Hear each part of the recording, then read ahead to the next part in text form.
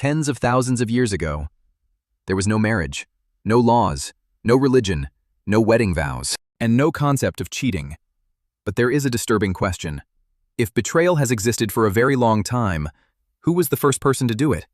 Who was the first person to look at their partner and secretly choose someone else? We will never know that person's name. But what scientists have discovered may be even more unsettling, because this story isn't really about the past. It's about you. Imagine living 100,000 years ago. No cities, no phones, no money. Only fire, stone, blood, and survival. Every day was a battle. You woke up not knowing whether you would still be alive tomorrow. In a world like that, love seems like a luxury. But strangely, humans still formed relationships. They still bonded with one another. They still raised children together.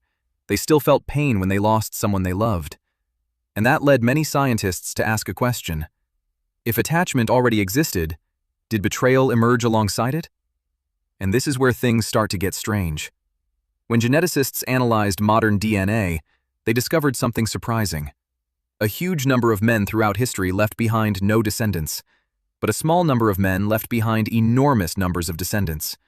The difference is so extreme that it is difficult to explain by chance alone. What does that mean? It means that across thousands of generations, some individuals reproduced with far more partners than others. In other words, exclusivity in love may never have been perfect.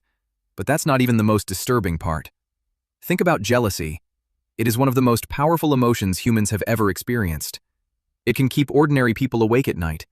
It can destroy friendships, families, even lives. But why would evolution preserve such a painful emotion? According to many evolutionary psychologists, jealousy exists because betrayal existed first. No one develops an alarm system if there has never been any danger. In other words, long before modern language existed, humans may already have known what betrayal felt like. They simply didn't have a word for it yet. But wait a second, because maybe we're asking the wrong question. Maybe the question isn't, who was the first person to cheat? Maybe it's, when did cheating begin to exist? And to answer that, we need to go back even further. Before humans, chimpanzees, the primates that share nearly 99% of our DNA. In some chimpanzee groups, mating with multiple partners is completely normal. No secrecy, no shame, no betrayal, because there is no concept of ownership in relationships. And that leads to a strange possibility. Maybe cheating doesn't appear when someone sleeps with another person. Maybe cheating only appears when humans begin to believe that one person should belong to another. And this is where the story takes a dramatic turn. Because betrayal is not just an action, it's an idea.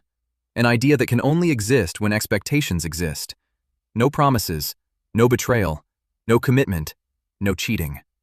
Which means the first person to cheat may also have been the first person to love in the way we understand love today. The first person to say through their actions, "I am yours," and then break that promise. And here's the part almost nobody talks about. Betrayal may have helped shape civilization itself. That sounds ridiculous. But think about it. As humans began living in larger groups, raising children for longer periods, sharing more resources, trust became incredibly important. Societies that could build trust were often more stable. But the moment trust appeared, betrayal appeared with it. They are two sides of the same coin. You cannot have one without the other. Today, we often think of cheating as a modern problem. Social media, secret messages, dating apps. But the truth may be much deeper than that. Technology changes the tools.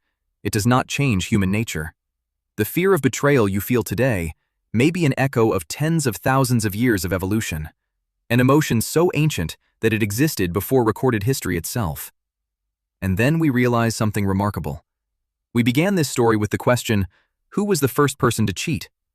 But perhaps that is a question that can never be answered. That person's name disappeared long ago. Their bones may have turned to dust. Their footprints may have been erased by time. But their legacy remains.